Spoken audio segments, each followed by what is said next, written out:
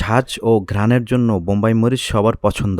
চাহিদা বাড়ায় দিন দিন বাড়ছে এ জাতের মরিচের চাষাবাদ। ভোলার চরাঞ্চলে ধান কিংবা প্রচলিত ফসলের গণ্ডি পেরিয়ে বোম্বাই মরিচ আবাদে ঝুঁকছেন কৃষকরা।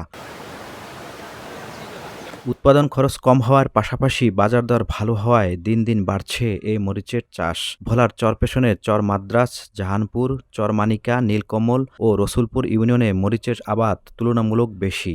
এ জাতের মরিচ চাষে যথেষ্ট লাভ হওয়ায় আকৃষ্ট হচ্ছেন কৃষকরা। আমরা চেষ্টা করছি বোমা মরিচ করার জন্য, করার পরে আমরা খুব লাভবান। কৃষকেরা একজনে দেখা দিয়ে আরেকজনে করতেছে, আমাদের এলাকায় এটা ব্যাপকভাবে ছড়াই পড়তেছে।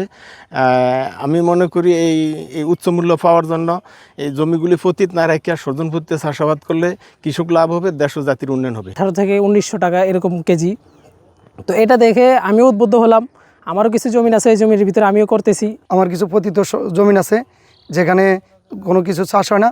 আমি চাচ্ছি সেখানে এই সিজন পদ্ধতি চাষ করে এবং লাভবান হওয়ার জন্য। কৃষি বিভাগ বলছে, প্রয়োজনীয় কারিগরি সহায়তা, উন্নত বীজ ও বাজার সংযোগ নিশ্চিত করা গেলে ভোলার চরাঞ্চলে আরও সম্প্রসারিত হবে বোম্বাই মরিচের উৎপাদন। গত 9 থেকে 10 মাসে প্রায় এরা 20 থেকে 22 লক্ষ টাকা কিন্তু প্রফিট করেছে। এখানে এই চাষের জন্য কীটনাশক এবং আমাদের আপদনাশক, বিভিন্ন রোগ পোকামাকড় এবং অন্যান্য যেসব প্রযুক্তিগত সহায়তা কৃষি বিভাগ থেকেই দেওয়া হচ্ছে।